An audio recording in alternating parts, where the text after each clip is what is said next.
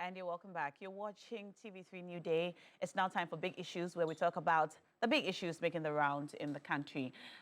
This morning, I think, is a big news day. We woke up to see a press statement from the Office of the Special Prosecutor. And while this is not one of the topics that we advertised yesterday as the things we are going to be talking about, we need to talk about this because it's a big issue and it's in the news, and we must bring it up for you to also let us know what your thoughts are. With the hashtag TV3 New Day, you can connect with us online. I'll be reading your messages as we go. And also on our live feed on Facebook, you can put your comments just down there, and then I'll read it as we go. Now, we'll be talking about three issues today. First, that press statement from the OSP. The OSP has formally charged the former NPA boss and others over some 280 million extortion and money laundering scheme. And we've got the list: former chief executive of the NPA, Mustafa Abdul Hamid, Jacob Kwamena Amoa, and others. We'll bring you details. In fact, I'll read the full statement so that you can see exactly what has been stated and what it means. Also, we're going to be talking about that directive from the Attorney General to IOCO to investigate two gentlemen, and these two gentlemen are senior executives in the NDC. Of course, he named Yakubu Abanga, the third vice chairman. He also named Mr. Joseph Yamin, the NDC organizer. Now, both gentlemen have come out to deny these allegations on media platforms. They spoke to us and they spoke to other stations to say that they have not done the things that they have been charged with. Now, these allegations are on Galamsey. And in that statement from the Attorney General, or directive from the Attorney General to IOCO, he said that their investigation should also include, or should be within the scope of, the matters highlighted in the Professor Frimpong Boateng report. So we're going to look at some aspects of the report. We will look at the directive by the Attorney General, and then we'll try to put it all together. We also look at the withdrawal of military protection from civilians. That includes former ministers of state, former government appointees, and so on. So we have a packed discussion today. And in studios, I'm happy to see our favorite auntie is here, presidential staffer, Nanaya Achimpim Jantwa. Hello. Hi, Nashoko, how are you? I'm fine. Maybe I miss you. Where have you been? I miss you too so much. I've been looking for you. I've been all over the world, actually. Hey, I have wow. a lot of information to give you about my exploits. Wow. But it's That's great to be great. back, and it's great to have you on the So show. you were waiting to sell that to Nanaya. Oh, no. Last week I when we came, you didn't tell us now. Wow. I thought you knew. No, I how thought you would I? knew. So I've been exploring some women-related issues on the continent. So I was in Rwanda to speak to some women who were pregnant during the genocide to find out about their experiences. So we know what happened during the genocide against the Tutsis, but specifically how the women coped, especially those who were pregnant during that time. So I went to conduct some interviews and put together. And the children, so I spoke to the women who were pregnant and the children who had to live watching their mothers relive the trauma of the period. And it's a lot. But So you did a documentary? yes, I did a So you're going documentary. to show it for Yes, us to see. I'll show it for you to see. That'll be great. So yes, so that's why you haven't seen me in a while, but I'm back now. It's really been a while. Yeah, it's been a while. But congratulations That is on... not a while. That is a long time. Yeah. It's been a long time, but I'm back now until further notice. But congratulations on your appointment, and we are happy that you are still here with us. You haven't really seen her for quite a while. Yes. Been a long time, my friend. Yes, I know. Yeah, I miss you. I miss you too. It's great to have you. Yeah. Also in studio, Rodlin Imoro Ayana, public interest activist, and my favorite person to go to on history, the history of this country, because she often has a first-hand experience. When she tells us something, it's not hearsay. It's something that she herself has lived through. Yeah. So it's great to have you. Good to be here Today. today. Thank you so much for joining us. Also, Awula Sewa is joining us virtually. She is a coordinator, Eco-Conscious Citizens. And we're happy to have her on the show today, especially because we're going to be talking about Galamsey and Galamsey-related issues. Now, if you have not dialed *439# this morning, I invite you to do so. because today I have 16,000 Ghana cedis. What? 16,000, yes? 2 times 8. Yes, 16,000 Ghana cedis. I'm giving away 2,000 Ghana cedis to 8 of you on the show this morning. 2,000 Ghana cedis to 8 of you on the show this morning. So dial star 439 hash, select option 2 for TV3 and win. Dial star 439 hash, select option 2 for TV3 and win big on the show this morning. I have 8,000 cedis, or I have 2,000 cedis, and I'm giving it to 8 of you this morning on the show. So dial now and win big. All right. Back to studio. We're going to start off our conversation with the directive from the Attorney General to Iyoko to investigate Joseph Yamin and Abanga Al-Hassan. They have been accused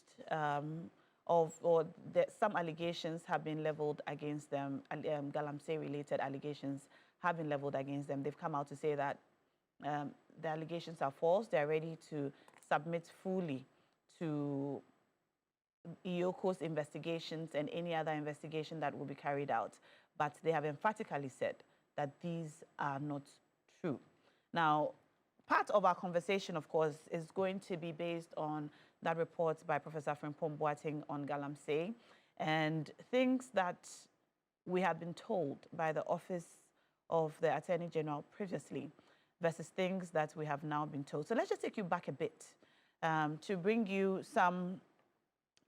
put things in proper context from things that have happened in the past. Let's take a look at these slides.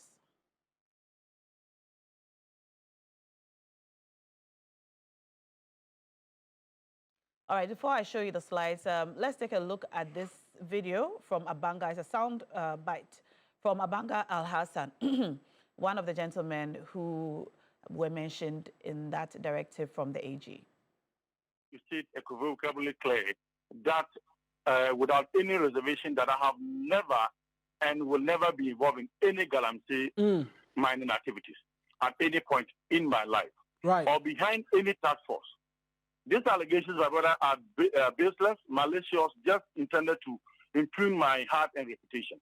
He has vowed to clear his name, including putting his political position on the line. I have a mining concession, but as you speak, my brother, I have no excavator working for me at anywhere.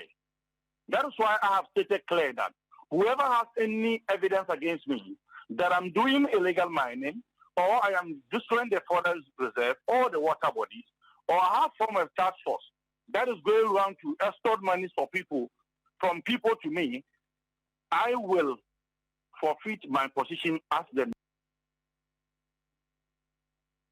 All right, that's Abanga Al-Hassan Yakubu. He's the 3rd vice chairperson of the NDC, and he was speaking there to my colleague, Marina Egbeta, on this matter, and there you heard him denying such allegations. He's ready to participate, however, in the investigation process. Now, let's take a look at these slides to put things into proper context. So this is what the Office of the Attorney General has said about the Professor Frimpong Boateng report in the past. Now, remember that the Attorney General now has said that the scope of the investigation should include matters highlighted in the Professor Frimpong Boateng report. So in the past, this is what was said. After a careful study of the report, the various documents and pen drives submitted to the police, we do not find any evidence in support of allegations made against persons cited in the report, with the exception of Seth Mante, John Oforiata, and Eko Ewusi. The professor refused to provide any further information to the police. He also declined to give a written statement, claiming his report is an embodiment of his statement and all the information he has on the allegations.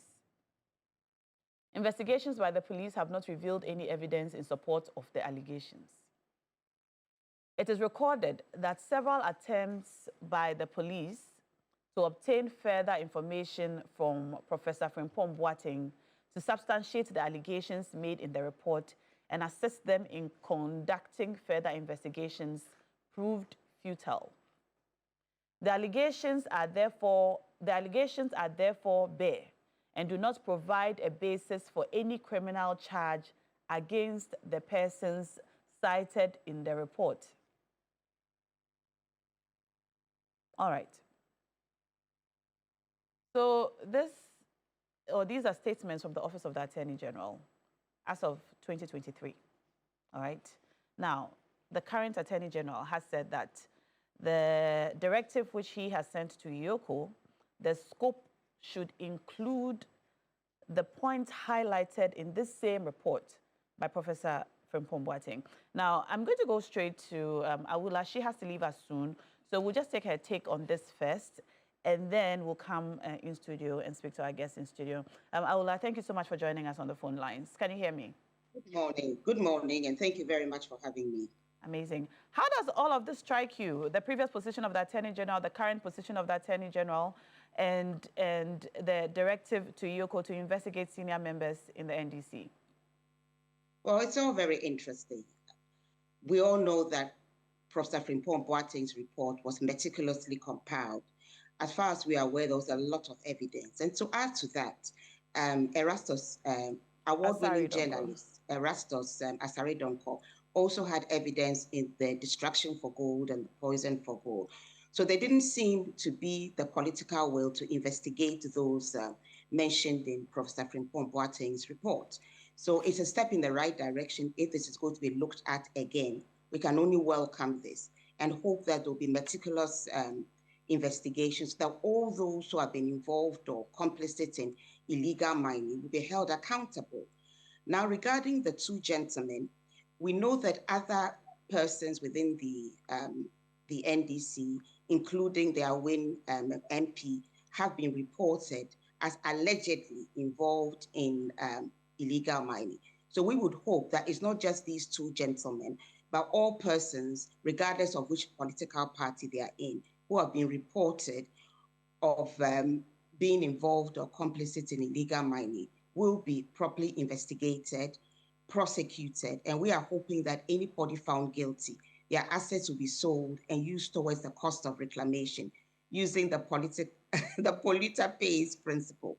But I have to say that it's good news that the president now realizes that we face a national emergency, and we hope that if the realization is there now, it will not be long before he calls targeted state of emergency. Because as I've been saying, we're on the verge of an ecological catastrophe, and we can't wait any longer to really deal robustly with the canker of illegal mining, which is poisoning Ghana.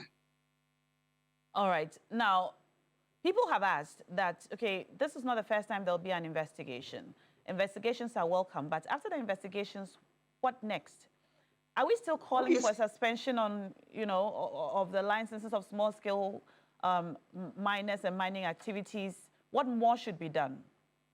Well, what should be done were demands were made in the run-up to the elections. Yes. The targeted states of emergency, the repeal of LI 2462, which allows for mining in forest reserves, were promised by the president that it will be done.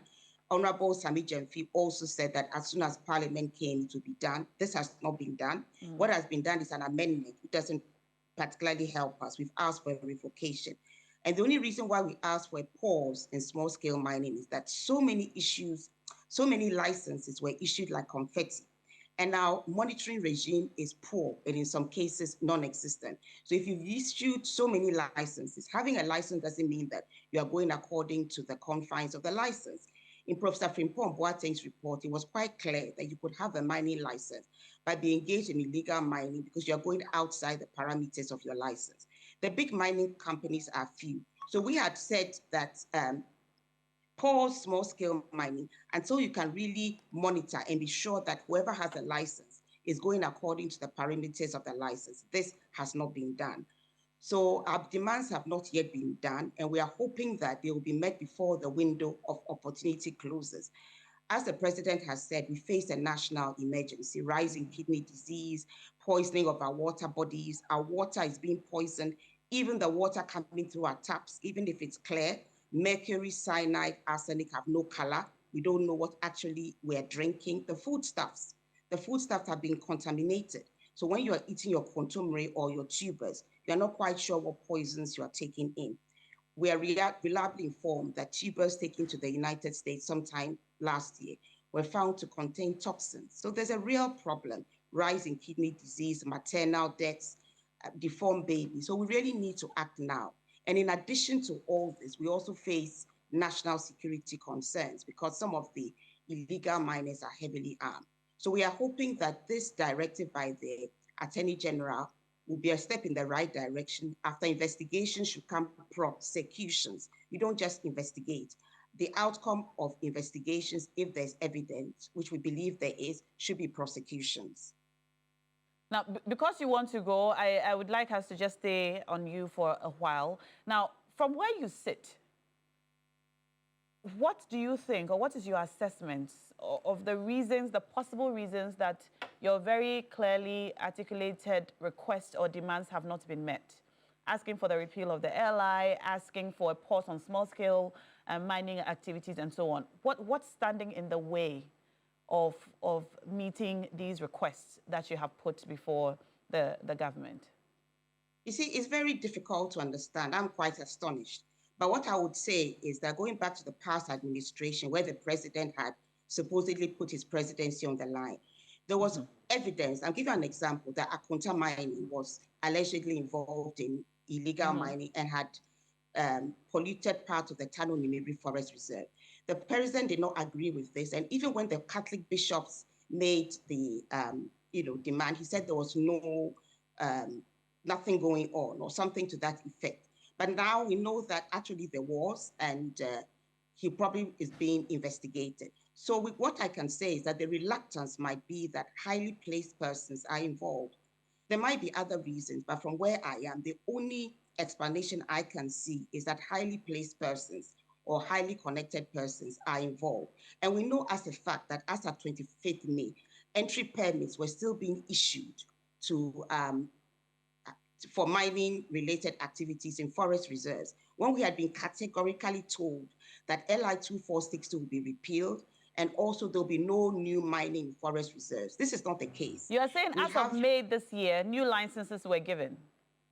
As of May this year, an exploratory license, I'm happy to send it to you after this program, we're giving for forest reserves. So this is contrary to what we were told. So that explains why there's the reluctance, despite promises made, the reluctance to revoke LI 2462. Can you tell us who these licenses were made to?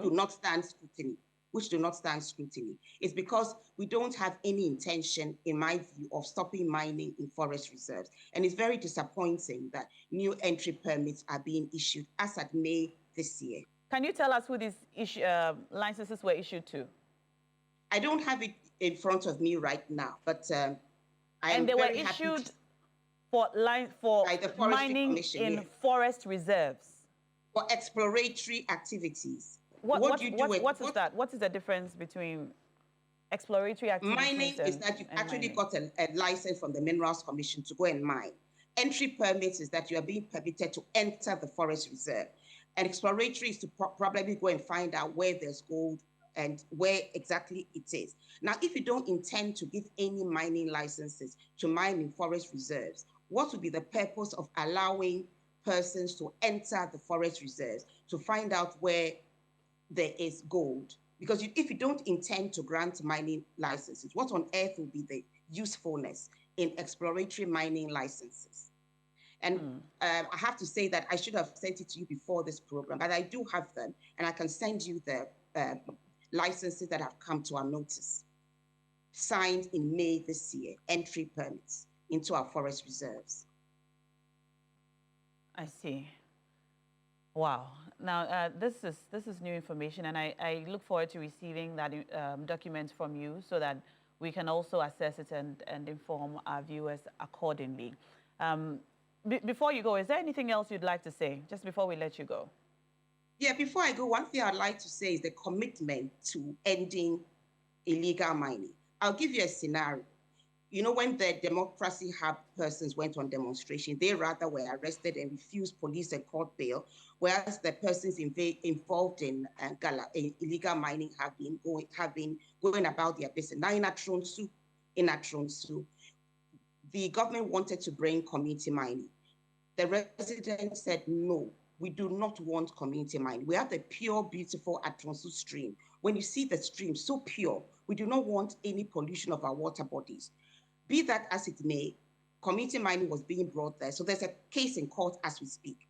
But then illegal miners also went there and they were polluting their Atronsu stream. The activists there did not take it lying down. They tried to stop it. They went to the police. They came to us. I personally called the police commander. On one occasion, I think the miners were briefly detained and then they were released and they went back to mining. Now on Farmers' Day last year, the activists were arrested for allegedly burning 2 excavators which were involved in polluting their Atronsu stream. They denied the charges. I called the commander, understood from what he told me that they would not be detained, but they were refused police bail, rushed to court before lawyers could get there. It was a Friday, refused court bail, and they spent about 3 days in custody before our lawyers could have them released. So the scenario seems to be that those who are actually fighting illegal mining are those who end up in our jails, and those who are polluting our water bodies because they might be well connected end up doing just that. So I hope a change is going to come. And since the president now realizes that we face a national emergency, he is going to declare a targeted state of emergency. And I hope that those who have been referred by the Attorney General have been referred because they are actually involved in illegal mining and not because maybe they are trying to stop it. I don't know. I'm sure the investigations will reveal what the actual situation is. So before I go, I'm appealing to the IGP to look at what is happening in Atronsu, the activists who, in my view, have been wrongly criminally charged, so that the charges will be dropped. It's a travesty of justice. Interesting. Well, thank you so much for joining us, Haula Sewa. She's a coordinator for Eco-Conscious Citizens, and we've been hearing her speak about the fight against Galamsey. And she always brings us new information. She says that as of today, as of May this year, new exploratory licenses have been given for exploratory, so they are exploratory licenses into our forest reserves. And from what she has explained, exploratory licenses mean that they are going to go into the forest reserves to explore, to see. Actually look. To see what is there, and if it's possible that there's going to be mining activity. So I think her question is correct to say that if you do not intend to mine in these reserves, what is the point of the exploratory licenses? Anyway, back to us in studio. Now, the Attorney General has been praised. He's received some applause on social media and across platforms for putting out this directive to IOCO to investigate senior members of the NDC. And the question that has been asked is, well, while we see this, how are we sure that this investigation will be free of interference, from the government? It will be open and transparent, and we will actually see it through to the end. Nanaya, you are very quiet. I'm quiet today. Yes, you haven't said much. Well, we have just come to you. We are just talking. We have just come to you. So, good morning. I think I'm a bit tired. Good morning to the last week was a bit hectic. Good morning to your viewers. Good morning to everybody. Good morning, Ghana. I'll say good morning to the President of the Republic of Ghana, His Excellency John Dramani Mahama. Good morning to the Chief of Staff, Honorable Julius Deborah, my colleagues in the office, Deputy Chief of Staff, Honorable Stan Dogbe, and the military attaché to the Chief of Staff, Honorable Colonel Bashir Issa, and Mr. Vincent Dubate.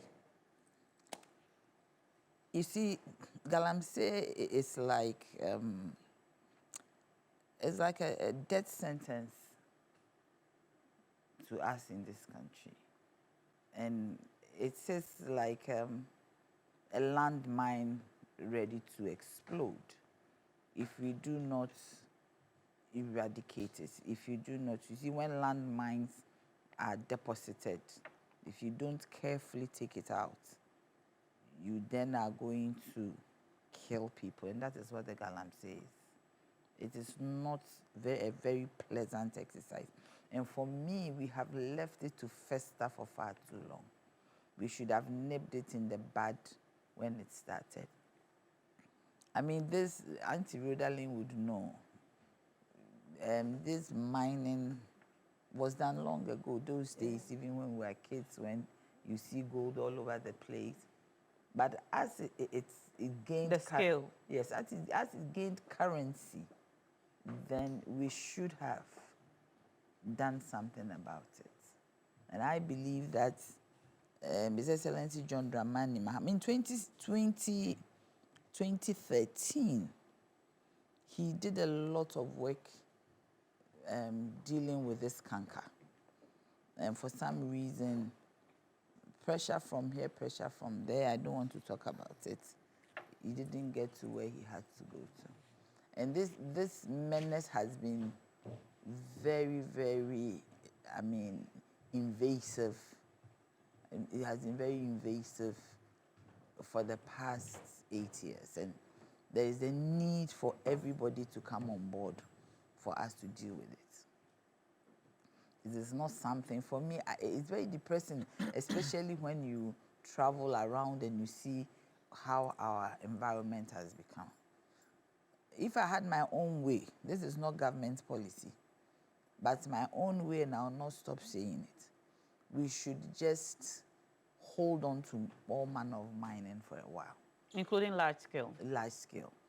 For us to really sit down, we should have a mining conference, a proper one, to deliberate, like deliberating on the economy, to deliberate on how we have to deal with our gold, how to deal with mining. We have to go back to the laws, we have to go back to the allies that we have to really see how to deal with all the issues we are facing. Because it is like we are dealing with this one. There is a thin line between small-scale mining and illegal mining. So it crosses into the other. The illegal mining is not licensed. That is what I'm saying. That is the thin line. This one is licensed. The other one is not licensed. So when they go to they have access. Somebody has been given some access. She's talking about the forest. Maybe the person has a license. Then they go further into other places. We need to really get to the bottom of it. But the question is, why are licenses being granted for exploration into our forest reserves to start with? That is what I'm saying, because she's saying it, we need to find out. I'm going to find out what has happened. Do you get me? Why it is being done, even till today, that we are all complaining about these illegal matters. You were saying that if you had your own way, there'll be a pause, yes, right, on all mining activities. Yes, now, this is something that has been called for by eco-conscious citizens, the coalitions. We've heard it over and over again. A pause on small-scale mining. You're saying all mining. Yes. But a pause on small-scale mining, because from the all reports that we've mining. received, small-scale miners, even though they are licensed, end up engaging in galamsey themselves. That is what I'm saying. There's a thin line. So, people get licenses. So you're saying it's not government's policy, but it's not government from policy. From where you sit now, what stops the government from putting a pause on small-scale mining? That one, I'm not in that area. I mean, my area is energy. Do you get me? So I haven't really bothered to find out. But you are at a place where you are able to but you need know. Everybody have their space. So now you've mentioned it. I haven't even thought about it because I'm very busy with the energy issues. I have PUIC on my hands. I have this one, and it's a lot. Okay. So, I mean, I would... So you tell us a bit about the D-levy before we go. So I mean, as I live here, this thing has come up. I'm going to put a call to the minister. But I mean, this is mine. Even though gold has given us some good amount of revenue, that is good for the nation. That to think that we go to IMF for $3 billion, then our gold, as we sell it, is now giving us 5 billion, then it means that the resource must be protected, because gold is not something that it doesn't regenerate. As you mine, in no time it will get finished. So we need to really sit down and have a conversation about our gold. Have a conversation about the licenses that are given. We still need to have conversations. Yes, the conversations have gone on for a long time. No, I don't think so. You don't think so? No, I don't think we've done enough. You don't think we've done enough talking, and now is the time to act? Yes, you see, it's not only the talking. Because we are talking, and then the illegal mining is still going on. My dear, you know I'm unable to mention the exact location, but last night on Ghana Tonight, I'm going to get the location for you. According to a report, about 30 people were trapped in a mining pit. Only 4 of them were removed, and 3 were already dead. You see, that is where the talking... At Chimwenchi, actually, my dear, last night. Who sent them there? We ourselves, that is where the talking is. Sometimes I hear some of the things, I wonder, how do we even bring these young ones out of that area? What kind of policy do we Put have a ban. Ban on small-scale mining. Somebody came to my office. Not an absolute ban, as has been proposed, but a pause. And let us properly look at those who have been given licenses and whether they are... I'm saying all mining. Because some of these young ones you are talking about, they even go into the concession of the bigger mines. So for me, I believe that we should put a pause on mining activities. Do you get me? A total pause, yes, it's giving us some revenue, but for me, that is my mind. It's not government policy. Do you get me? So that we take our time to really interrogate what is going on. Because everybody, it's even possible that the problem, where is the problem coming from? We have to look at even our own environment.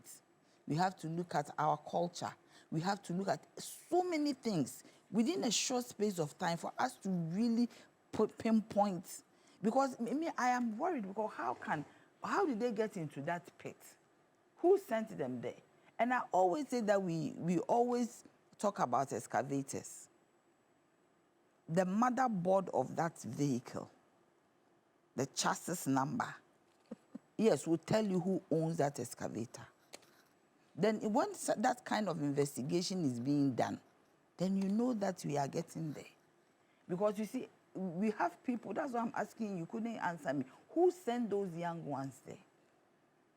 Who sent them into the pits? Why are they there? Little girls, babies, pregnant women being exposed to cyanide. How did they get there? And for me, that is where the conversation is. Because you see, we are talking about, okay, go and arrest them, you swoop them, you take them away. The next moment they are back, you confiscate the champagne, you confiscate the excavators. Then, so what is it that is propelling them? Cash, money. So how are we going to make sure that people will say that even if you show me this cash, it is blood money, I don't want it. I want to do it in the right way. And I also believe... And you believe that we need to have more conversations. Yes. And that is where... the conversation will bring better strategies. My challenge is with what you have said. Because the conversations have been had. The conversations are scattered. Reports have been given. My dear, the conversations are scattered. We have CSOs talking. You are talking. I am talking. Everybody is talking. We haven't even gone there to the villages to find out, speak to them. So what is it? Even when you tell them that they should stop, they are going to die, they tell you that we will still do it. Can you imagine this? I'm telling you. You go to a community. Have you forgotten the video that was shown last year, 2 years ago? That some people went to a village and they sent the military away. They actually tried to beat them. We need to really, for me, we really need to really find out the basis of what is going on. Because if we don't get to the fundamentals of it, we will fight it at the top. We will scratch the surface, but there is a reason why this thing is going on. And fundamentally, we have to find out, and we have to rearrange the minds of these people. Not to go there, because if, for instance, I don't want to bring it, but I'll say it, commercial sex workers. I've been dealing with them. Sometimes I stop my car and I go and I chat with them and I talk to them. You think that it is safe. You don't know what they go through. You've done some documentaries there. But why are they always there? What they go through, I'm telling you, when you listen to the gory messages, the stories of these girls on the streets, one-on-one. So I asked myself, why are you back? Your mates went last night, they did not come back. You don't even see them again. But you are back here. Why? And they all tell you that, oh, madam, we don't have jobs. But you do investigations and find out that some people even have some small trading there. Do you get me? And you wonder. I'm telling you, I know all the red light spots in this country. Accra here. In Kumasi, I know. My areas. I chat with them, I stop, I chat. Sometimes I get up in the night and I'm driving to find out what's going on. I stop my car, I say, young woman. One of them, I put her in my car. I said, why are you here? So, I mean, it struck me, beautiful girl. Why are they doing that? Some of these things, we need to fundamentally find out what is going on. Why are people, you are prepared to die in a pit? Because if the people who are doing this galamsey, the campaigns, if they don't get people to go and mine for them, would they do it? I'm asking. If they don't get people to go and mine, we are able to reorient the minds of Ghanaians, the people, the young ones who are doing it, and they say that we are not doing it anymore. Would they get them? Would they be able to do it? Me, I even believe that mining should be in the hands of government. All right. No private sector participation. All right. Yes. Let me welcome Gloria Ofori-Boedu. She's just joined us, private legal practitioner and lecturer, GOB Law Consult. Is that correct? You're welcome to the show. Great to have you. Now, Awula Sewa, when she was speaking to us earlier, said that there has been, as of May this year, a new exploratory license into the forest, and she said she was going to send it to us. She has sent it to us, and so just so you know that she's speaking to facts, I want us to take a look at the letter now on your screen. All right, so this is a letter that Awula Sewa has sent to us. It's on the Forestry Commission letterhead. And yeah, it's on the Forestry Commission letterhead. It's dated May 16, 2025. And it says, the title is Approval for Issuance of Entry Permit for Exploration into brackets Pre-Mining Operations. And it's a reply to application for forestry entry permit for mining in the Kajiase Forest Reserve, Brim North District, Eastern Region. Mind you, it's dated May 16. It's a couple of months ago. All right. We refer to the mining lease granted Mercer's, all right, Gateway Exploration Limited by the Honorable Minister for Lands and Natural Resources, dated 29th November 2024, and the company's subsequent request dated 6th of May 2025 for issuance of forest entry permit to undertake exploration into brackets pre-mining operations in the mining lease area within the Kajiase Forest Reserve in the Kede Forest District. Following the review of the application, approval is hereby granted for the issuance of a forest entry permit to enable the company proceed with the said mining exploration activities, subject to strict adherence to the following conditions. Grid lines, that's number one, grid lines for survey must not be bulldozed or cleared. They should be marked using wooden pegs and or biodegradable flagging tape. 2, shrub clearing should be minimized and must not exceed 0.5 meters in width for line of sight purposes.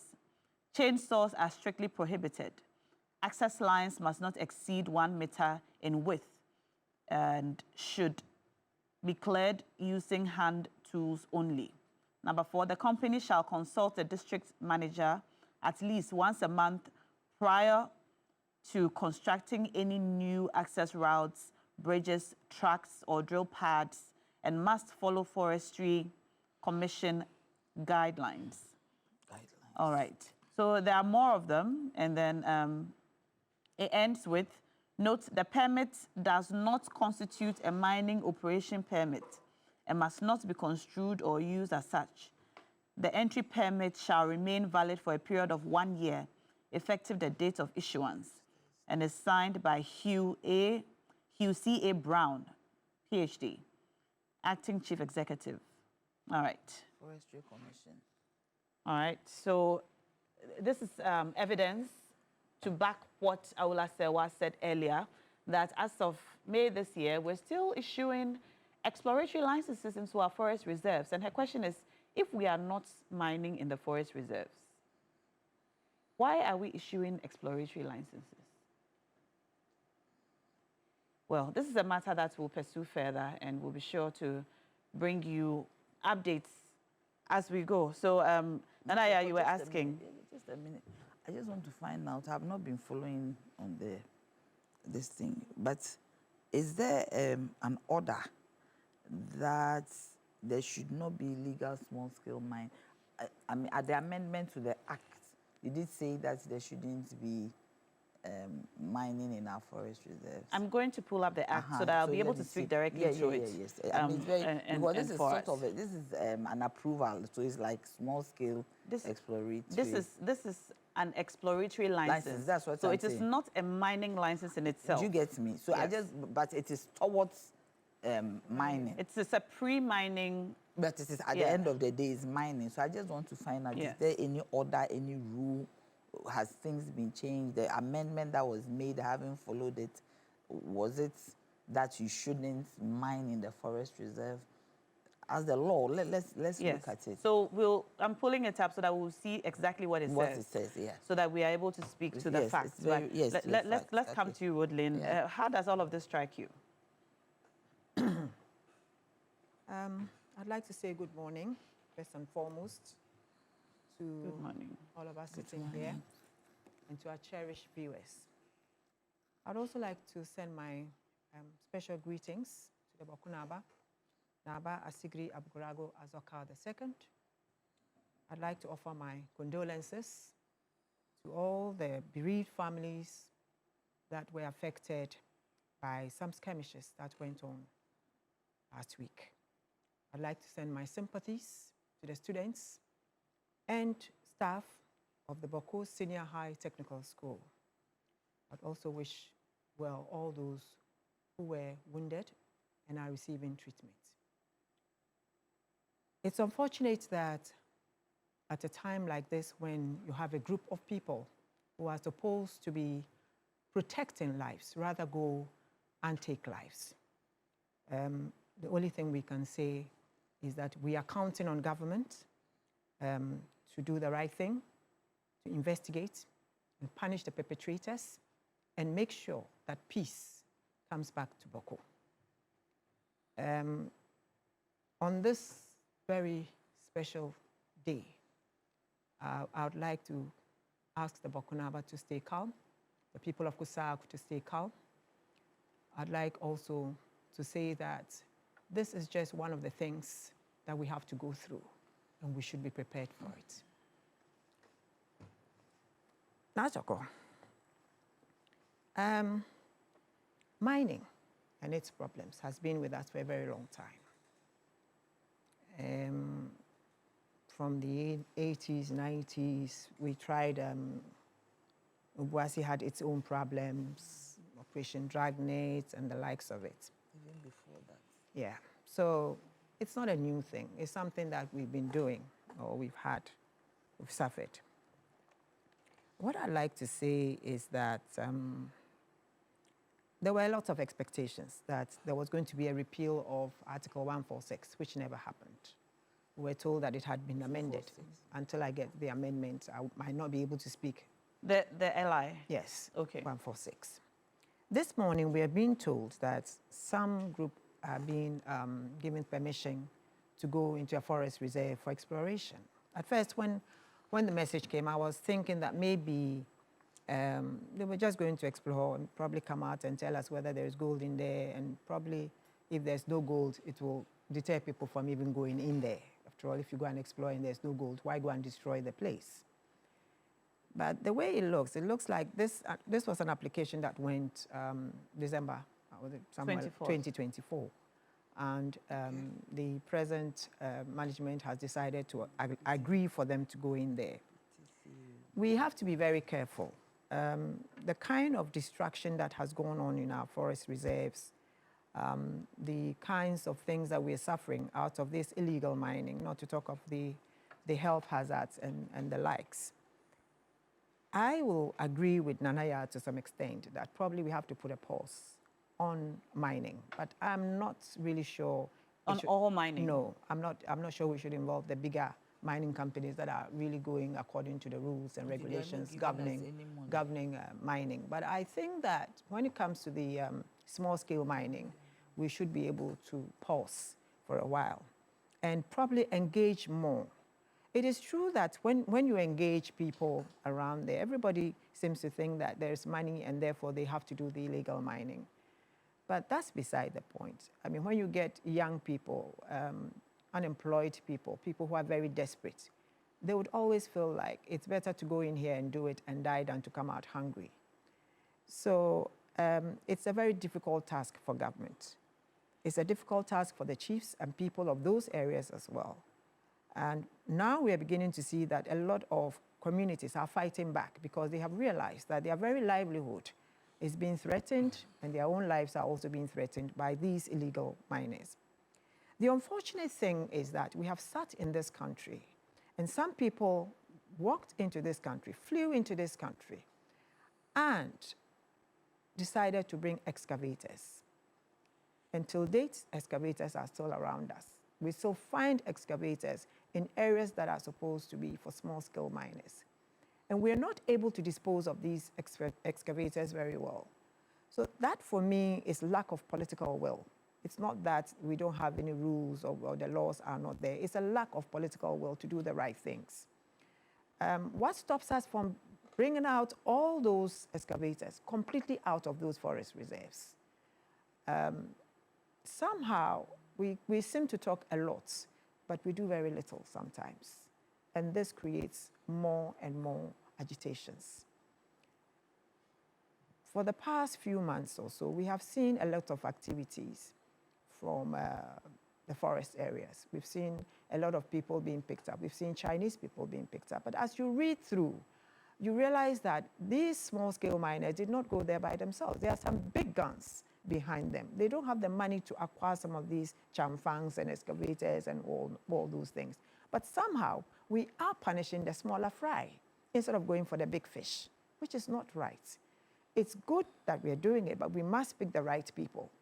And so far, it is rather the poor, it's rather those that have been brought in there and doing the job that we are picking up. We are leaving the bigger fish. It's like it's a taboo to mention them, but we do know them. Do you think that the two gentlemen who have been mentioned, Joseph Yamin and Abanga, are big enough fish? No, with them, I think that there was a question of extortion. It didn't talk much about doing the small-scale mining. I think what I saw was extortion. The AGs? Using the anti-galamsey, yes. Okay. So Abanga tells us he had, or he has, a concession. He does. But he doesn't have any excavators. But he doesn't have any excavators, and he doesn't do other things. With Yamin, I have not heard him say that he does have a concession or he does other things. He just denied that. So he's denied it, you understand. So until we get to that, then it will be fine. But we've had a report that you just showed us, the Professor Frimpong Boateng's report, mentioned names. They are walking around. Whatever they made from those... They have also denied the allegations. Yes, they've also denied. But then that was 2023. So if the AG has reopened the cases again, it means that maybe he's seen something else that the previous government did not see. And the only thing we can pray for is that the AG will be able to prosecute. And on that point, let's just show you, just to update us, or to just take our minds back to some of the individuals who were mentioned in that report by Professor Frimpong Boateng. We'll just show you some slides on your screen, so that just to buttress or to throw further light on what the point Rodney was making just now. These are some of the named persons in the report by Professor Frimpong Boateng. So he named at least 21 persons. One person was unnamed. We just understood him to be a senior figure. And then forestry mining regulators, 3 media figures, 3 security personnel, 4 business operators, and 8 government or party officials. So we know that Gabi Asare Otredako, you want us to go back one step? Okay, let's go back to the previous slide. Naya wants Do us you know to. what I was talking about? You see The list. Yes, and the dynamics, the Yes. demographics of the list. So we have 8 government officials, Yes. 4 business operators, CV 3 security personnel, 3 media figures. So it's everybody. Yes, everybody. It's a chunk of our society. That is what I'm saying. This is Forestry. almost like Ghana. It's a chunk of our society. Mining regulators. Even media people are there. Yes.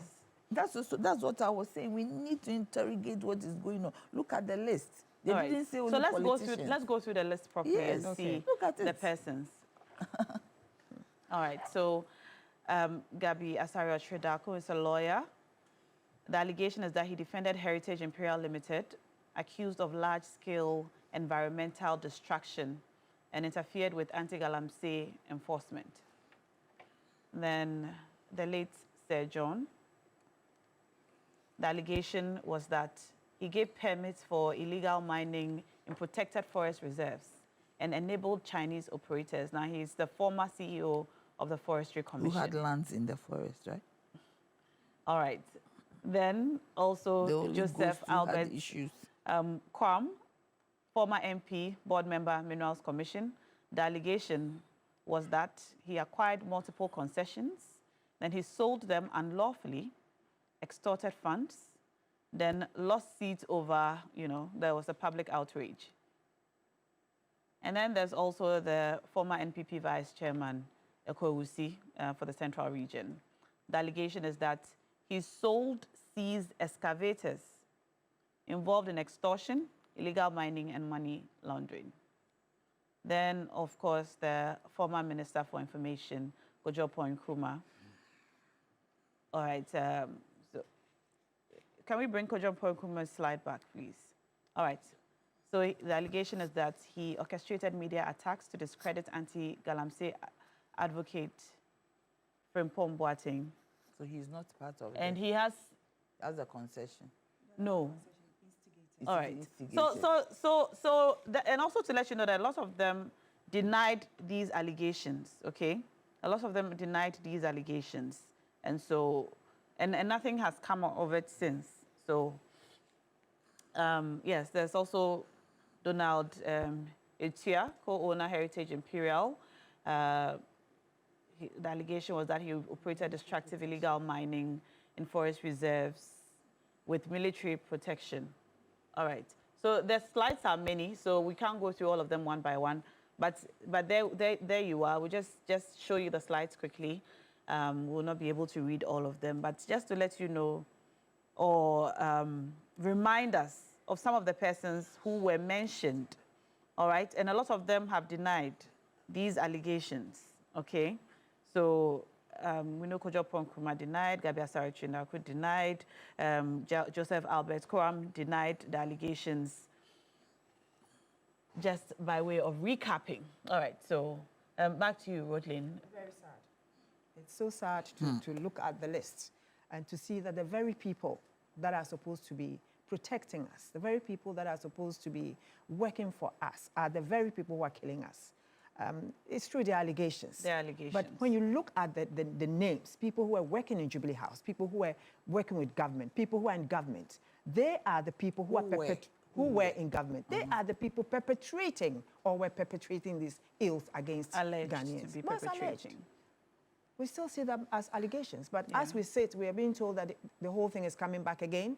That means that the AG probably has done some investigations and some people will have to answer for it. And I just hope that as they go through it, there will be no backside negotiations. We must punish people if they're found guilty of whatever crimes that they have committed against the state, because what they have done is equivalent to treason. It's murder and everything combined. Because when we can't drink our water, our roots, our foods, everything is now destroyed. And then they get the opportunity to import water with ill-gotten money. And we sit in this country and die. So I think that we should all put our hands on deck and shout louder to make sure that government is able to go through with this. And it doesn't matter if you are a member of this government and you have committed the same things. You must face the music. This is how it's going to be. But for now, I think that Galamsey is here with us, and whatever happens, we have to fight it. If it means calling in an emergency unit to take over the mining sector. Okay.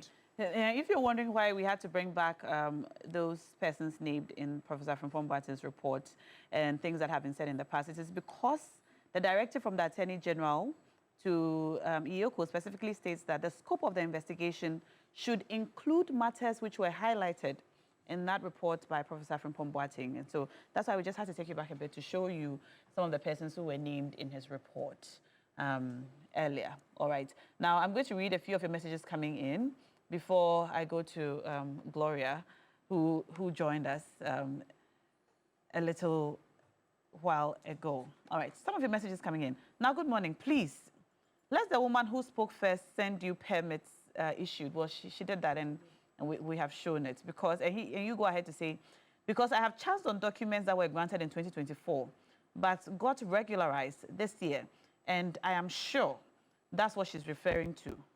So she should send it again, and let's publish it and pursue them. All right. Okay, so she did send it, and I guess your question is answered. Now, listening to messages like this just breaks my heart. Do we love our country at all? Are we thinking about the future generation at all? We only think about ourselves and the now. It's heartbreaking. Do these people have children and grandchildren who they love and care about? Okay, that's a question I'm not sure it's directed at us, but to who it may concern. All right. Now, as a matter of fact, we have lost the fight against Galamsey. Talking at this point is of no use. Let's just ban the whole thing and re-regularize everybody's license and make sure that they operate within the permits given to each of them. It's heartbreaking. This is simply not right. All right, let me come to you, Gloria. How does all of this strike you? Before you come, let me just read a couple more messages, and then I'll come to you, because the messages are coming in and pouring in very fast. All right. Hello, Na. Okay. This person is asking me to forward the license to him. I don't have the license, but I have that letter. Should I call it? Yeah. I have a letter, which, of course, we have shared with you on screen, and we'll forward to you as well if you need it to read personally. All right. Na and the team, good morning. Please, while you are discussing, please mention the OSP's issue as well. He has mentioned Mustafa Hamid. It's like you don't want to talk about it. Oh. I don't even know what to say. We'll get to it, all right? We'll get to it. Thank you for your message. All right, Gloria. Every day I drink pure water, but unfortunately I cook with tap water. And every day I wonder how much mercury and is it cyanide that we are putting into our bodies. I'm positive that if we conduct a search on all of us, we'll find that there are some, irregular deposits of mercury and cyanide in our bodies because of what is used in Galamsey. I remember talking about pause. I remember 2016, after the MPP government paused, they banned Galamsey. I went to a Galamsey site. I went to conduct research with a certain partner. And we went to a Galamsey site, and we realized that there had been an economy around that site. So many stalls, so many kiosks, unoccupied. And then next to it was a deep pit. I can't even describe it, like a lake. So I asked some, it was to do with women in health. So we went looking for the women who were involved and asked them about it, and they told us how they used to get money to put their children in schools, international schools, and how they agreed that working in water bodies is not good because it impinges on their health and all that. So we're still writing about our research findings, And then the 2020 elections came. And then we saw that the NDC was telling some people in some communities, especially the gold mining communities, that the ban is illegal and it's destroyed their livelihood, blah, blah, blah. And so when the party wins, they will make sure something is done about it. Something is done about the ban. About the ban.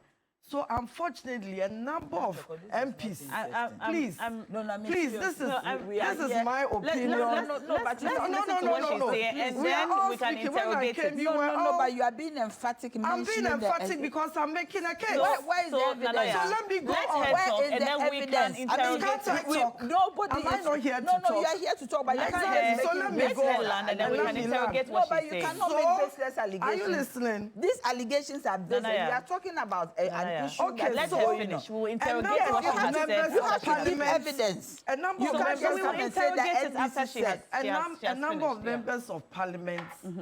We Okay. don't Why, is want there a gap rule we here? don't want vague Is there a gap arguments. rule? Nanaya, allow her Okay, to finish, so and then we Remember, can what you say interrogate what it. is not A right. number You of don't allow member- it. There's no gag rule, but you have to be specific. A number and of you should members have of evidence parliament to what you are of saying. the So MPP we'll interrogate tradition what she says after she's lost done. their seats because of that. I remember my friend and classmate, Honorable Barbara Otibo, People lost their seats their because of that. Because How come? of the ban This on mundane illegal argument, mining. how come? You're So, saying that where because is of the the evidence? ban. Because of the Has there campaign, been any that's study? Nanaya, when let the her NDC finish. comes to power, they Let will her finish. ensure But the that. NDC win But the we have election in evidence. 2022. Let her finish. Don't we have videos on that? Thank God, now we have videos, we have TikTok, we have all the evidence. Of what? Of what? Campaigns that have But the gone on. NDC win Now, the Nanaya, my you should election. lady, when I came, you were speaking, Nanaya, you don't do and we this. all You kept don't do quiet this. and No, waited I for When you allow were this talking, to she was happen. quiet. So let her finish, Exactly, and then that's you how can we come talk here in to the come and studio. give Let her allegations. finish. That's how you Let talk her in the finish. studio. Let her You finish. wait for Let her your finish. turn, and I've waited for my Yes, turn. please go ahead. So a number of seats were lost because of this campaign that the ban would be lifted and all that. Well, I don't know what transpired after that, but we know that now there is so much galamsey going on that it breaks my heart. Yesterday, I was watching TV3 when I saw the MCE for, DC, Honorable Ahmed Umar, then Chembo DC. He was so shocked. He went into a community. About 30 people are trapped in a galamsey As of pit. last night. And yet, they wanted to rescue, and the community members were chanting war songs. I just said to myself that you are not shocked. This is not the first time. I remember once some people were trapped in a mine, and the community impeded rescue operations because they said that on that day is Dabone. That means it's a day you don't work. So they didn't allow the people in the pit to be rescued. And then a couple of weeks later, they actually held a funeral for them. So I sat down and said to myself that something is so wrong with our mindset as a nation that I prefer that instead of politicizing this whole galamsey thing, because we are all at risk, whether we live in Accra or wherever we are, the water comes to the sea. We should rather look at the effects and also start with the local communities when it comes to education. What's the economy around mining? What are the ethics for mining? Why do we have people mining with or without licenses? And even when they do that, they leave all these deep pits. I've seen it with my own eyes. Deep pits with water. Is there no way there can be a way of, covering the pits, putting up trees? There are all these economic trees that we use, like the teak, which we use for electricity. Why don't we have a discourse? I believe that to stop galamsey, we should have a discourse with it shouldn't be a wholly government issue. We should have a discourse with the communities, a discourse with the chiefs, because they see it every day. Every day. When you go to where I hail from, that area, there's a village where I went to, and the house is is suspended because there's been a pit, they've dug a pit all around it. And the house is abandoned. In some places too, people have to walk on tenterhooks before they can go to their houses or farms. You talk to the chiefs and they say, well, every day people get drowned in the pits. They die. They call us to come and perform rituals before they are buried. And it's like a helpless situation out there. They've accepted it. people die, people, and you wonder why. I think the communities should be educated. If there's a way of organizing an ethical, legalized economy around mining to benefit communities, it must be done. I know community mining was begun by the previous governments of the MPP. I don't know the essentials, but I met people who had gone to Takwa to be trained to do ethical mining. We should keep talking about it, but we should look at the communities. We should talk about it to the chiefs, the youth. We should even talk of saving lives, because I'm so shocked that, in fact, yesterday, I was more shocked than the DC, who couldn't believe his eyes, that there were people there. He came with the police, ready to start a rescue operation, and the community, they were chanting war songs. Why were they chanting war songs? Did they talk to the chiefs? What was the reason? What is the history behind it?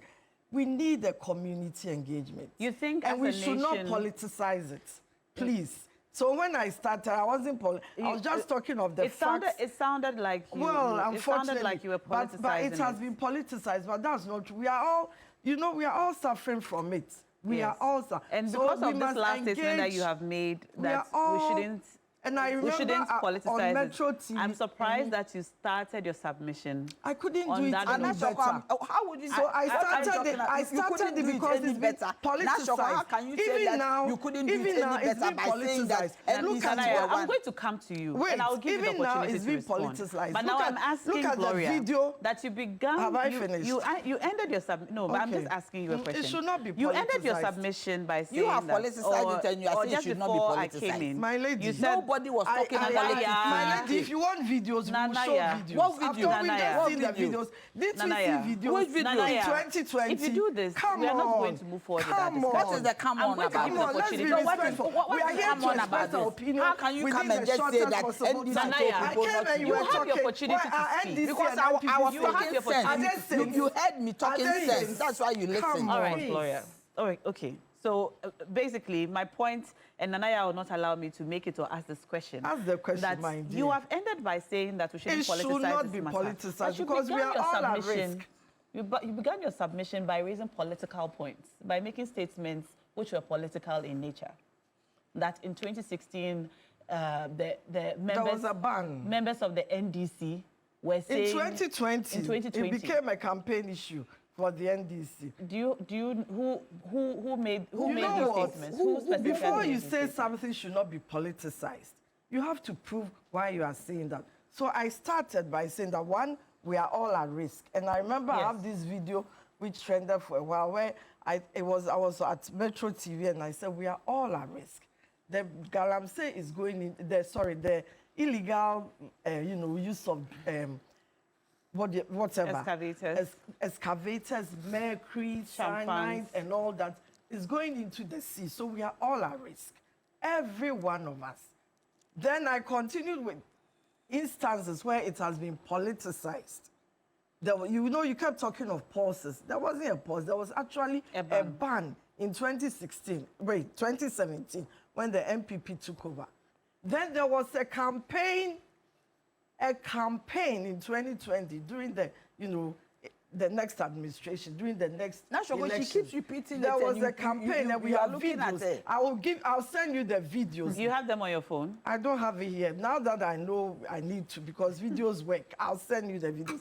There was a campaign by the NDC in 2020. And now, Choco, in she- the I'll goal, walk away. why? Nanaya. Are we She talking keeps about repeating safety? Nanaya. We are And you will not human stop. institutions. Nanaya, I In will that allow sense- you to talk. No, no, I'm We have saying no that she sense keeps in this repeating world. what She is says not she has true. a video which she's going to show have to us. But where videos. is the video? She should bring it No, right no, now. we will- we She can has do it it for at the the video next which she's going I to am show saying to that us. if she hasn't got it, she shouldn't come here and talk. So And we there are were- not talking we need about the parties evidence. here. We need evidence. You Yes. can't come We and need just the sit evidence. You here. have So heard me okay, ask her to give us the evidence. And I'm she keeps repeating why repeating I it. put- The I name said that it you should not saw be- on your All screen. right. Can I repeat Are they why? NGC Can people? I Are ask they you a not question? MPP? No, once All we right. Then cannot see yes, the what video, she right. said, please don't bring I'm it going here. to stop both of Don't you. even bring it here. I'm I'm telling going to you. stop- I'm So going you to are stop saying, both what of kind you. of a politicized. contradiction And is it this should not one? be I'm going politicized. to No, what stop- kind It of a should not be contradiction? politicized. When you Your are microphones are politicizing off. it. Your microphones are off. Rodlin. I think that Thank you. in What all kind of these things- in contradiction? all these things that we're discussing, I didn't know we are talking about I think things. that it's time for action. I think that it's Of time course. we went to the villages and showed real That is visuals. exactly that I was Real talking about. visuals Exactly, of all the Rodlin. effects that Talk to the this thing community. is doing to us. You are not here. That's what we're talking about let before me you. You are finish. not allowing When Rodney also people- to talk. when- Excellent, Rodlin. When Go on. people see You come and sit here and you visuals talk about NDC. of birth defects, Why? You It's MPP people, NDC you are not- more gallant. Nanaya, you are not allowing Rodlin to talk. Rodlin, land. We'll come to you. So at the end of the Nobody day, is talking talk to you. about Let's the Rodlin community. speak. So I'm saying, I'm going to read Hey. some messages coming in now. okay. Rodlin, please hold on. All right, I'm just going to go to the messages. Musa Abatwa in Asawasi says, now, this is welcome news. This is welcoming news. The government's decision to implement recommendations of Professor Frimpong Boateng's Galamsey report is bold and commendable. For far too long, our forest reserves and water bodies have suffered unprecedented destruction under past administrations due to unchecked illegal mining activities. This move signals a renewed commitment to environmental justice and accountability. The perpetrators of this environmental crime must not go unpunished. The law must take its full course and serve as a deterrent. Ghana deserves so much better. All right. Now, let's not get it wrong. Everyone here is a politician. All your guests are politicians. Why complain about politicization when the panel itself is constituted on political lines? And to that, I'll share a common refrain which we often get, that all Ghanaians are politicians. And so every conversation you have will be from a person's point of view, sometimes because of their politics.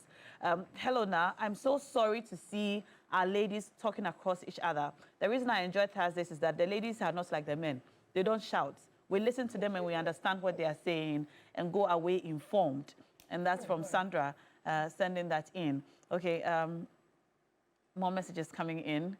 This is a group chat with a lot of back and forth, but I'll try to source some of the messages which will make sense by themselves. Now, Rodlin is always so calm, but she makes her point. Nanaya is back, and we love her submissions, but she should not allow herself to be incensed by political statements. Okay. All right, and I'll just read one more, and then I'll come back to you, Rodlin, I beg your pardon, as we are all calm now. Now, our good professor should please calm down so that we understand what she's saying without any contradiction about being political. When you start with politics, you can't say that don't be political. All right. Rodlin, yes, back to you. I was just saying that it's time for us to look at it in a different way. Fight this galamsey right at the doorstep of those that are actually feeling it. If we start having visuals being shown of all the defects that this galamsey is creating in the mining areas, people sometimes change their minds about certain issues. The fact that you're making money, but you see a visual that shows that your child not having eyes, your child being born with 10 fingers, your child having a defect head or whatever, can inform people to start actually fighting against this thing. We should also find ways and means of bringing alternative employments for them. And I think that this is the one thing that we should be doing more of, the alternative forms of employment. Yes, forms of employment. Because young people go into those places because they need some form of livelihood. So if we have decided, there are government policies that are coming out now in agriculture. So can we use those kinds of things to bait the young people and all those other unemployed people to Grow 24. Yes, Grow 24 and all that. And at the end of it all, we should look at the way the food basket. Let the villagers see, let Ghanaians see the effects of the food, the water we are drinking. Everything that we discuss about the ills of galamsey, we just sit here, we talk about it, and people are not seeing the visuals. And therefore, they think that it's not that bad. We should be shown those visuals. The medical, the health ministry must come out with some documentaries which should be played every time to remind Ghanaians that this is what galamsey is doing to us, and we must stop it. Because at the end of the day, it's going to be very difficult as we sit to stop it completely, unless government decides that they are going to ban it. And even that, we still have some recalcitrant ones who are doing it in the night. And you can't continue policing. And the very people that you would expect to go in there and stop it, that's the military and the police that we send, they're human, just like us. At the end of the day, they also get involved in it. Because some of the things that we read, some are being protected by military men. You understand? So, Rodlin, let's assume that the people in these mining communities do not know the health effects of galamsey, assuming they don't know, and for which these outreaches would, bring them that education. They see very regularly their children, their husbands, their brothers, their neighbors die in pits. And this is not a deterrent enough. We see, well, as of last night alone, we saw on television, and I think that's what you were referring to. It's a horror story. 30 people, about 30 people, because the district chief executive was not sure of the number, but he said about 30 people trapped in a pit. Only 4 of them had been removed. 3 of them were dead. And when help had come to help remove them from the pits, the people in the community were not allowing them to remove them from the pit for reasons which we don't know.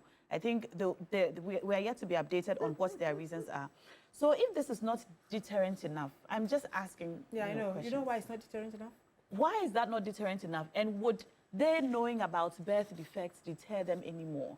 Shouldn't we, isn't it like you said, it's time for action, ban it. Isn't it time for action that will just prevent in the short term, if you like, so in banning these activities altogether? The deterrent part of it, most of the people in the mining area don't even belong. They don't come from those areas. They come from all elsewhere. So you don't even have any attachment to those who are in the pits. You don't. Some of them, you don't know them. They just come and they are But a lot of them are from the communities too. And you know the beliefs? The more people die in the pits, the more gold you get. That's the belief. That's what I was going to You say. see, so those kinds of things are there. It's a cultural belief that the more people die in the pit, then the more gold you are going to make. And they kill themselves there. They kill themselves. They sacrifice other people to be able to get the gold because that's their belief. So maybe if you're able to come out, this thing is stretching. It's now going towards the northern part of this country. And for us, we have a bigger problem. Because if it gets to the Black Water and all that, then it means that we are finished because already we don't have water. You understand? And already we are in the Sahel zone. I'll come back to that. So the point is that. Yes. So the point is, Auntie Rhoda, Yeah, finished. I don't want interruptions. You see, the point is that. She doesn't want interruption. It's okay. Because I don't want you to interrupt me. She interrupted me. Okay. It's okay. Because if you say things which are not true, I'll interrupt you. You Which, see, in your opinion, at the back of what, can you let me speak? Let me say good morning to Auntie Marietta Brew this morning, the legal counsel to the president. Auntie, how are you? You see, I was talking earlier about having conversations and engaging the communities. And you were telling me that you think that we've had enough engagements. But this is exactly what Auntie Rhoda is saying. And whatever is saying, we are on the same level. You see, the communities have their own cultural practices. And even when a baby is born deformed, they will tell you that this is not the first time, it's a curse. They either do something to the baby or... Do you get me? So to them, it is not anything. But on the point where Madame said that the I have a name. My name I don't is know Gloria. your name. Okay. I'm Gloria. Okay, Madame Gloria. The point where she said that the NDC told people that they should not adhere to what the government of the day. I mean, it is so my dear, logically, me having gone to school long, logically, if that is what the people listen to and they cost the NDC, MPP, they won the election in 2020, unless they are telling us they didn't win. Because they keep complaining that the NDC went to tell the people that they shouldn't adhere to the ban. And that the NDC were told the people they lost the communities, the mining communities, because the NDC went there. Did the NDC win? Did the NDC win in 2020? if that argument was that deep, and if that argument was well taken, why did the NDC lose in 2020? When you show that list, whose names were there? The list that you showed. You see, this Galamsey thing is not about a party thing. It is it's Ghana. Look at the people. Look at the demographics. Look at the people, the list that you put up. Did you see NDC people? The MPP keeps saying, I thought that they have even abandoned. Can we talk of the livelihoods? I thought that they have solution, they have abandoned this platform. I don't know why they are back here in another form. Nobody is back. Do you get me? I'm not representing. I'm representing Gloria is myself. here as a legal practitioner and a lecturer. You know, talking of alternatives. Madam, don't interrupt me. I don't like what you are doing. You did that to me. I am telling don't interrupt I have me. something to say. If you have something to say, I'll give you the final word. Because I think you made a good point, Rodlin. I'll give you the final word. Everybody knows about it. Why didn't you start with that one? And you started talking about NDC. Please, can we show respect on this platform? What respect? Please come back to your point. Come back to your point. What is the meaning of this? Speak to your point, and I'll speak to mine. When she started, she gave respect to a whole party. And I'll also don't interrupt me. Wow, what is that? So the point is that how can you come sit here and talk about a party that went to the gala? The NPP have been saying it all along, but that is not the focus. Did it change anything? The allegations, they cannot even give us evidence to show that ABCD. They went around with doctored videos and doctored tapes. And they keep talking about, meanwhile, under your watch, the situation has escalated. It has become so bad because when you compare our river bodies in 2014, 2015, 2016, and now, you see the difference. I didn't think that today, in this civilization that we are, and the way Ghana is going, anybody will go back and talk about this. When we are serious here, talking about how to deal with Galamsey. Do you get me? When we are serious, when Galamsey is affecting us, Galamsey is affecting Ghanaians. And this is what somebody is saying, that the NDC went to tell the people in the communities that they should not adhere to the ban. Who is, at that time, NDC was not in power. So if government machinery was really serious about dealing with it, why would NDC, the whole NDC machinery, the party, everybody went to the communities to tell them? To what avail? Because they were not in power. So what did the government do? With all the interventions, the Professor Frimpong Boateng report even indicted MPP. And he was the chairman of the committee that was fighting Galamsey. He indicted his own party. And you are now coming to sit here to tell us that the NDC said, I mean, it is so infantile. That kind of argument is mundane. It has no basis whatsoever. Can I talk about Do you get me? It is so infantile that you come and sit here today and talk about NDC telling people in Can I talk of alternative livelihoods? Please hold on. Please land for me. Do you get me? You knew about alternative livelihood and you came to talk about NDC here. When you came, did you hear anybody talking party? We are all trying to find a solution as women that we are concerned. You came here to talk about party. So if Auntie Rhoda didn't talk livelihood, she didn't know that she should talk livelihood. I mean, what kind of life is this? It's okay. Please land for me. Are you done? Good. Okay. Now, talking of the economy and alternative livelihoods, you know, after saying that it should not be politicized and giving a history and talking of my research, the next one is alternative livelihoods. I gave 50 Ghana cedis to a young man in my village, and he told me that if I go to Galamsey today, I'll get more than that. So I wanted to know how much they get. They don't get that much. Some get 100, some get 200. And I'm like, is there no alternative livelihood?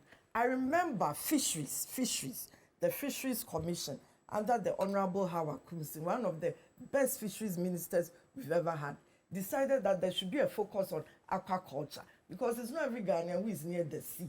So aquaculture for, you know, food and jobs was introduced into inland forest communities. She has the templates. I'm sure the ministry also has it, where a grant of 30,000 was given to youth so that you could get infrastructure for aquaculture and some fingerlings. I don't know how far advanced the process is, but that's an area that we could consult Honorable Hawa Kunse for her template so that she can use it to generate, support the government to generate income for communities, reduce unemployment, so that the galamsey which are please, you said we shouldn't interrupt you, so don't interrupt me. We are in trouble. Let's do that because this country belongs to all of us. If somebody is on the other side and you think the person is good and has a template, talk to her. Ask her for advice, and let's look at the common good. We are looking for jobs for the youth. Jobs for the youth, especially in gold mining areas, so that at least they can earn more than the 200 and 100 that they get. That's all I want to say. All right. And I love Rodling for thank you so much, mentioning alternative life. Gloria. I wish we could go on a little further because there are things that, especially Rodling has said that would have been great for this discussion. But unfortunately, that's all our time. I'll just read a couple of messages before we wrap up the segment. We couldn't even talk about the OSP. No, please. I just want to make a statement. You see, your panel people that you bring here, I'm not their student, so they shouldn't come and shout me. I won't tolerate that. We can talk about it. You cannot shout on me. can talk You about can it do it after other people, not me. I'm telling you. It is not about presidential stuff. It's okay. We need ethics. Madam, be careful with don't you. interrupt We others. will talk about this after the segment. It's okay. Don't bring presidential stuff and you. And ground That's our time. We have to go. Ethics Rodling. and I'm ground telling you, you can't Ethics come here and and shout, ground I'm not your student. and respect. My Let me ladies, make my please. point. It's My just ladies, 1 minute. please. Speaking from what Auntie Gloria said, that she gave somebody money and she feels that they make about 100 cedis and things, I think that government should then use those people to fill up the pits. 100 cedis, I'm sure, is going to cost us a lot more to do that. That's a suggestion that Nanaya will take back to the president. Brilliant. All right. Thank you, sister. Thank you, ladies. Brilliant. And what's wrong with that? To be a She's consultant. one of the best ministers. Go and get her template. I did not see and that thank coming. her when you get it. But thank you, ladies, for your contributions this morning. Full of dead bodies. 2024 election. You know people what? died. We're going to be right back. You're watching TV3 NewDay. If you haven't dialed *439#, please do so now. All right. I want to tell our viewers about Woodin. Okay, let's talk about Woodin. All right. Celebrate style with irresistible style with Woodin. If you're looking to buy African fabric, please buy Woodin. Also, we've got an irresistible happy hour at the 1-to-1 bar inside the Mervyn Pick Ambassador Hotel in Accra. Week 1 is from the 14th to the 20th. We've got refreshing cocktails, 1-to-1 bar at the Mervyn Pick Ambassador Hotel. The offer is you buy one, you get one free selected cocktail. The prices, of course, are based on the selected cocktails that you get. All right, so swing by the Mervyn Pick Ambassador Hotel, get Aperol Spritz, Strawberry Mojito, Godfather, Godmother between the sheets, weekdays between 4 p.m. and 7 p.m., and weekends from 3 p.m. to 6 p.m. Reservations, you can call 020-433-3136 or 030-261-1000 for your reservation. Swing by the 1-to-1 bar at Mervyn Pick Ambassador Hotel. When we come back, we'll cash out, all right? We're giving away 2,000 Ghana cedis to 8 of you. If you haven't dialed, please dial now, *439#. We'll be right back.